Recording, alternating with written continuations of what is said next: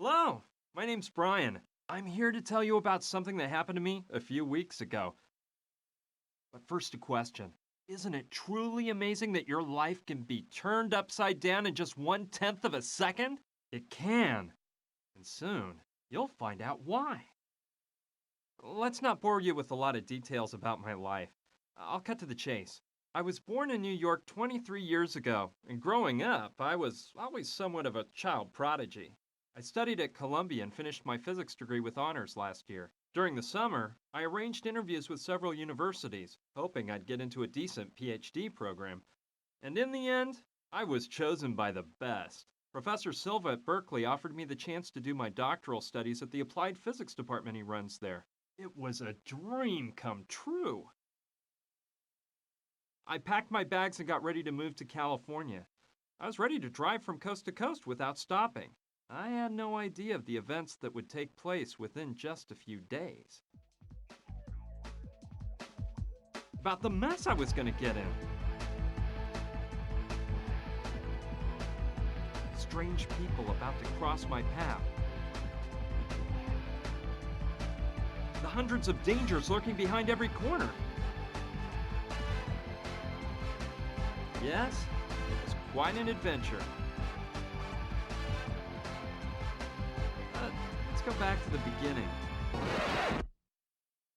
As I told you, my old car and I were ready to go to California. I decided to take off at night and get a few miles behind me before dawn.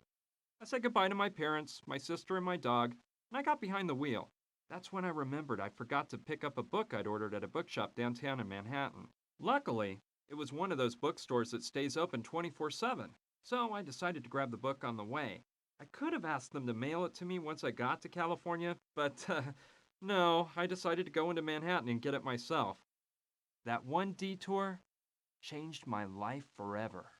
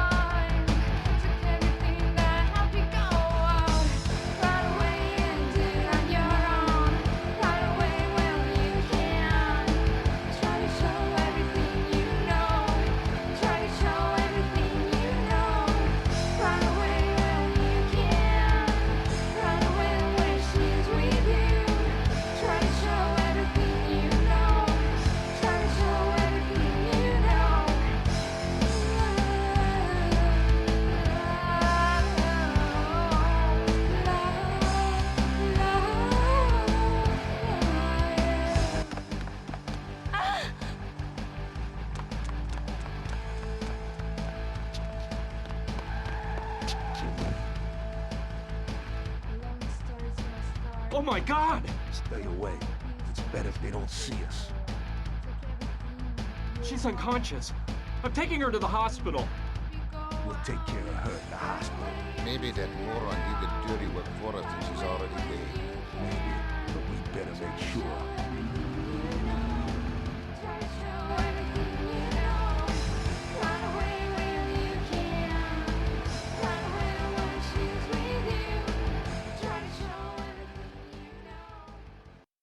did.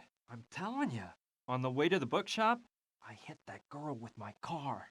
I was scared stiff. She suddenly ran out in front of me. There was no way I could stop. Luckily for both of us, she wasn't that badly hurt. They did a bunch of tests on her at the hospital and said she had no major injuries. She was just in shock. So they decided to keep her under observation for 24 hours. A nurse took her to her room and gave her some strong medicine that put her to sleep. By the way, I don't know if I mentioned it. The girl's name was Gina, and she was amazingly beautiful. The truth is, I had no reason to stick around, so I went to say goodbye to her and go on my way. Please, don't leave. They want to kill me. There, calm down. It's all over now. I hit you with my car, but you're fine. You're in a hospital recovering from... No, I'm telling you, they want me dead. I've got to get out of here. Who were they? Please, calm down and tell me why you think they want to murder you. Something awful happened tonight, and I witnessed the whole thing. Look, I'm a singer. I work at the Pink Iguana, a trendy place with live shows. This evening, when I finished my act, my dad was waiting for me. He works for a secret government agency. He told me he needed to tell me something. He said it was an emergency. Come a little closer. Gina, kiddo, I'm in danger. I've gotten into a really big mess, and I'm afraid you're not safe either. What's the matter, Daddy? Oh, you're frightening me. There's no time to explain. They're right behind me. I need you to keep this crucifix, and no matter what happens, don't let them find out you have it. You can't trust anybody, not even the police. But Daddy, please, tell me what's going on. They're here. Quick, grab the crucifix, and don't let them see you with me. It was awful. Some guys pulled my dad away and took him into the storeroom. I scrambled away just in time and got the crucifix without them seeing me. I followed them to the storeroom. They tied my dad to a chair and violently started interrogating him. These two henchmen wouldn't stop hitting him, and my heart froze when I saw who was giving the orders. The Sandretti brothers. The famous mafia bosses? How'd your dad get mixed up with those guys? I don't know, but they... Get him to tell you what he knows. Beat the truth out of him, if you must. Speak. Where is it? I won't say a word. Damn you! You're gonna speak now. Speak or die. You choose. Go to hell!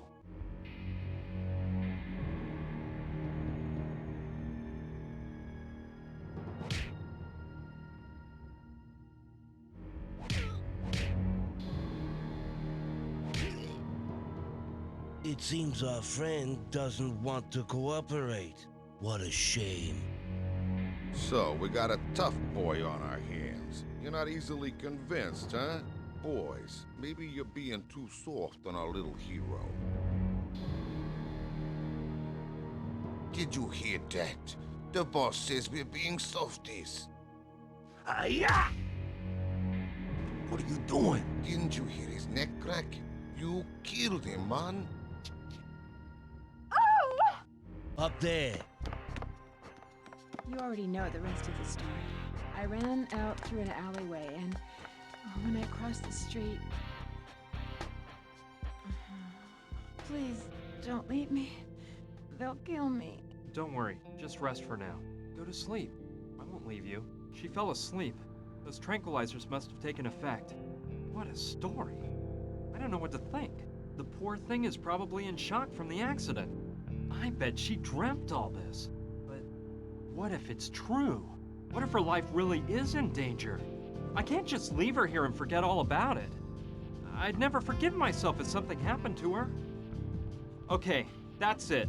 I'm not leaving this hospital until I'm sure Gina's completely out of danger. But how are you supposed to act in a situation like this? Yeah, I think I'd better do something to protect Gina in case those mafia murderers she says want to kill her show up.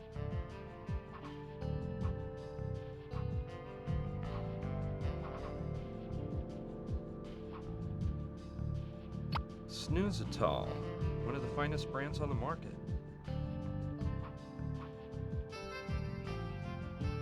It's cracked. Gina must have broken it when she took that sleeping pill.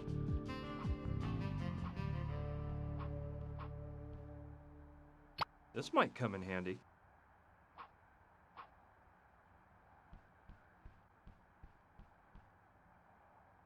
I'll keep it until Gina wakes up. Let's see. A matchbox I might be able to use.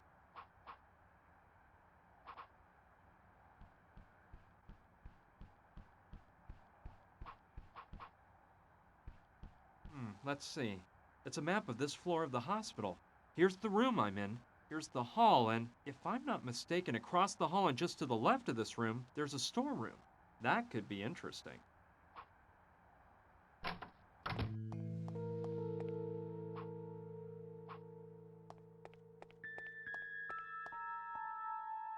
I may be needing this. 196 proof alcohol. It's one of those waste baskets that opens up when you step on the lever. Someone threw away a marking pen. It might still work.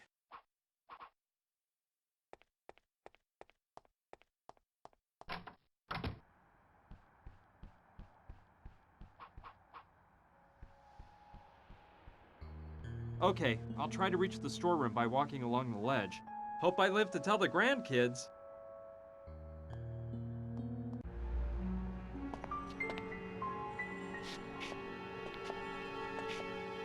Yikes! I better not look down.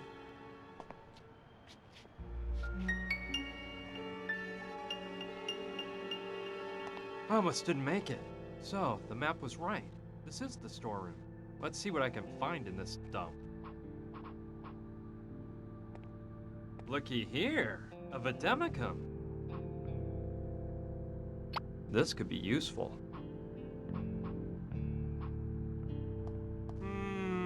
Okay, but I think I'll just take his head with me. His head's got a hole in one side so you can examine his brain. I'll take them both. Well, they're big and very fluffy.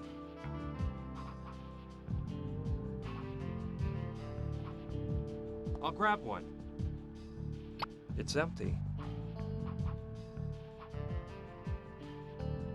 This could be useful.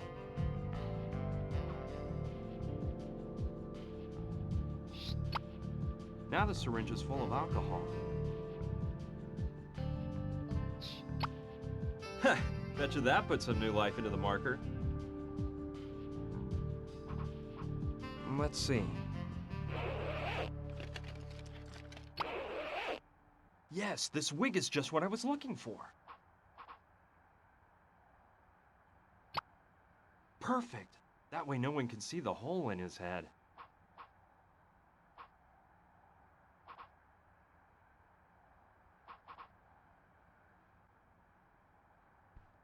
Okay, if I use the pillows to look like the body, the head with the wig and a sheet to cover it all up a bit, I can make it look like a woman is sleeping here.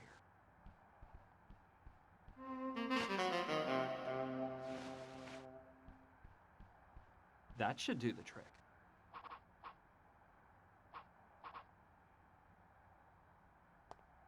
It's a medical information card that's put into the charts by the beds.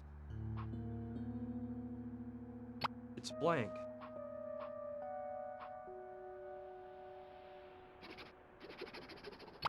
Good. I can't tell the difference between this and a real chart.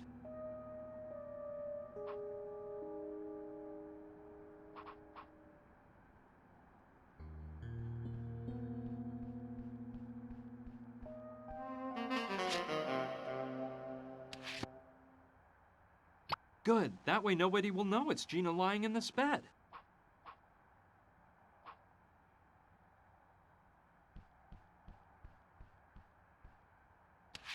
Perfect. That way they'll think it's Gina who's in the bed.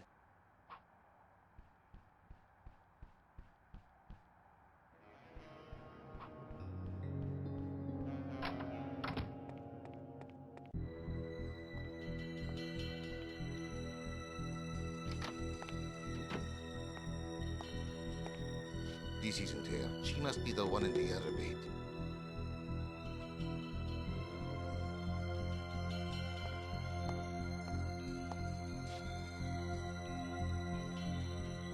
Yes.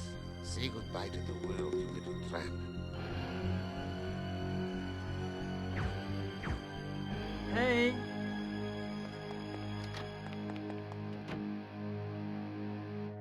Gina! Hey! Hey! Hey! Hey! Phew. She's just asleep. But those tranquilizers must have been made for elephants. Well, the important thing is, the trick worked and they shot the dummy in the other bed. So everything Gina told me was true. They actually do want to knock her off. It wasn't just her imagination. Okay, let's calm down, Brian. Right now, they think she's dead, which will buy us a bit of time. But we can't waste a minute. I gotta wake Gina up and get her out of this place before they find out she's alive and well. I'll try to figure out what it says about snoozitol, the sleep medication that Gina took. It says the effects are powerful and almost immediate. The patient sleeps for hours and can only be awakened by a nice cold shower. I don't think I'm strong enough to lug Gina into the shower, so I'll have to come up with another way of pouring cold water on her.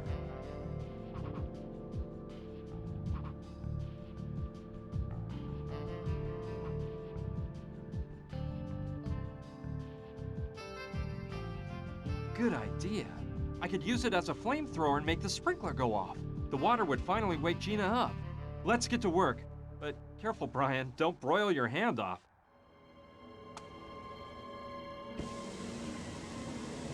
Ouch! Freeze! Ow!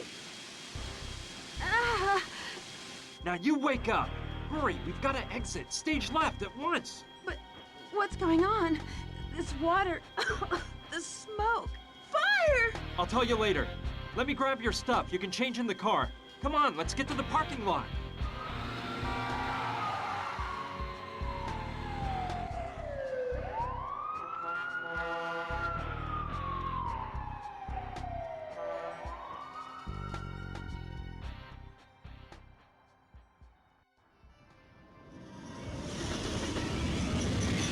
So you got that awful killer to shoot a dummy instead of shooting me? Hey, I like your style. First, you try to run me down with your car, and then you save my life. Do you do this kind of thing very often? No, I was just... It's a good thing that you grabbed my purse, because otherwise we wouldn't have the crucifix my father gave me. Now, what we have to do is... headed for the nearest police station. This is a very serious matter, and it has to be placed in the hands of the police. No way. Let's keep the cops out of this, okay? If the government gets caught up in this, we don't know if we can trust them. Gina, the people that killed your father are after you now. If we go to the police, they'll make sure that... Read my lips. No, this is too big for the police, and we can't trust them. We have to find out what this crucifix means. Look, this all seems crazy to me. It's your problem if you decide not to turn to the police, but I'm washing my hands of the whole affair. I'm on my way to California. They're expecting me at Berkeley, and... I can't believe this guy. You practically turned me into roadkill, and now you want to feed me to the wolves? And here I was actually starting to believe you. But... Forget it. It's not worth it. Oh, why would you care if my father was killed? Why does it matter to you if I'm murdered or if my whole family's destroyed? Okay already. Let me tell you what we're gonna do. I have a friend who's an anthropologist. He works at the Museum of Archaeology and Natural History in Chicago. Well, since it's practically on my itinerary anyway, I'll drive you there and we can try to figure out more about that crucifix, okay? I knew I could count on you. You're a doll. Start this baby up. We can't waste any time. Hey, you know where my blonde wig is? I was carrying it in my purse, and now I can't seem to find it. Have you confirmed that? Yes, Don Roberto. Gustav is at the hospital right now. He's checked up on it. I can't see how that girl escaped. Looks like the guy who ran over her is along for the ride. They left the hospital together. Useless idiots. Have you identified this man's car? Yes, Don Roberto. We know the model, color, and license plate number. At least you've done something, Theodore. Meet with Gustav and be prepared. As soon as we locate the vehicle, you're gonna go after them. Whatever you say, Don Roberto. I assure you, we won't let them ditch us again. I hope not. Don't worry, Roberto. Those two couldn't have gotten very far. Carlo, you know I'm thinking something here. I'm almost glad that girl's still alive. What do you mean? That girl witnessed what happened, and if she talks, we're in big trouble. I know that, but it's obvious she hasn't gone to the police. I wonder why. I don't know. Maybe she's there right now. I'll bet you $1 she won't stew on us. You know why? 'Cause she knows something. I think our men spoke with her before that animal Gustav broke his neck. Besides, why else would she have been in the storeroom? Yeah, you may be right, brother. In which case, we gotta make her spill the beans. See what she knows. You're right, Carlo. We'll do that. Now we gotta get out the warning to all our boys out there. Make sure everyone's on the lookout for that car. I guess there's no other excuse for getting involved. Gina had me dazzled. I can't deny it. But what would you have done? A beautiful girl asks you for help, so what do? Kick her out of your car on some corner? I don't think so. It took us a whole day to get to Chicago because the old hunk of junk I drive is no race car. Along the way, we stopped to have some snacks and keep the car from overheating. We took turns driving so both of us could get in some shut-eye. We got to the museum pretty late, but my friend Clive knew we were on the way, so he waited up for us. Well, we made it to the museum. Let's park in the back.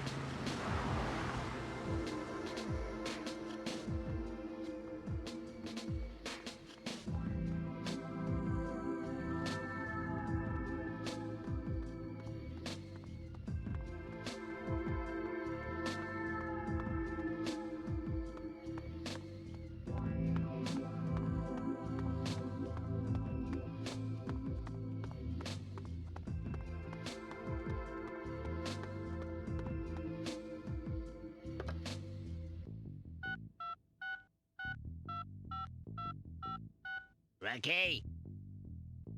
Hey, it's Munchkin Bob here. I'm calling from Chicago, and guess what? I just saw that car you're looking for. I swear I haven't had a drink, and I'm sure it's the same car. Yeah, a dopey-looking guy with some gal. They went into the Museum of Archaeology and Natural History. Sure thing, I'll tail them. So, you're trying to find out the precise origin of this crucifix. It must be quite important for you to have come all the way here at this time of night. It really is, Clive, but there's no time to explain. What can you tell us about the crucifix? I can assure you it's a matter of life and death. Well, all right. Let's see. Quite a while ago, the museum trustees acquired the latest three-dimensional scanner for the museum's analysis laboratory. It's capable of analyzing the composition of any object, dating it, and performing a morphological study in order to catalog it. It has the most thorough art and archaeology database that exists in the whole world. We could most certainly use the scanner to delve into the origin of the crucifix. Well, what are we waiting for? Let's go straight to the lab now. Just one moment. Not so fast. Our first predicament is the poor condition the crucifix is in. It's obviously coated with a layer of filth that will make it impossible for the scanner to perform an accurate analysis. We must restore the crucifix first, if the scanner is to work properly. Well, let's restore it then. You can do it, can't you, Clive? I'm afraid not. I'm an anthropologist, not a restoration specialist. That sort of job must be performed by Dr. Oliver, the museum's finest art restorer. She just happens to work down the corridor at the restoration laboratory. She's there at this very moment. Yes, let's go talk to her now. Hold on, there's another problem. In 3 days, the museum will be opening an exhibition on Mayan art. We're already behind schedule, and Dr. Oliver is overwhelmed with work, trying to restore all the pieces for the exhibition. I'm truly sorry, but you'll have to wait for the doctor to finish her work before having the crucifix restored. And I doubt that will happen for at least 3 days. 3 days? No way, I can't wait 3 days. Professor Silva's waiting for me in California and... This is unbelievable, Brian. You're already thinking of leaving me here defenseless? No, I wouldn't do that. But I can't wait for 3 days either. I'm gonna talk with this doctor and try to get her to restore the crucifix tonight. Oh dear. You can try to, Brian, but I'm warning you. Susan Oliver is not an easy woman to sway. If I were you, I certainly wouldn't dare make such a proposition until she's completed all her work for the exhibition. Well, I have to try. You said she was next door, right?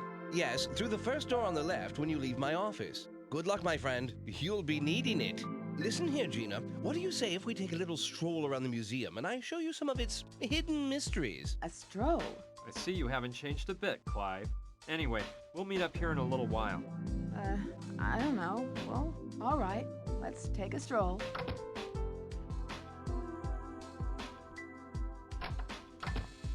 Hello? Dr. Oliva? Yes, who are you? Pleased to meet you, Doctor. My name's Brian Basco. I brought you an object to be restored. It's a crucifix which... Listen, boy, this wretched son of a Utsitsa has taken me 2 weeks of work to finish. And all of the numbered objects on these shelves here have to be restored by the time the Mayan art exhibition opens in 36 hours. But this is an emergency, Doctor. There are lives at stake. My life will be at stake if the items on those shelves aren't ready for the exhibition, all right?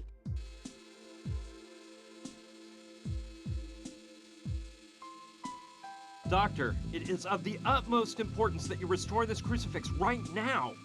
Look here, boy. Didn't I make myself clear? I have to restore all of the numbered items on the shelf. Every last one. In 36 hours. If I don't have a hernia first, that is. I'll just let you work. Fine.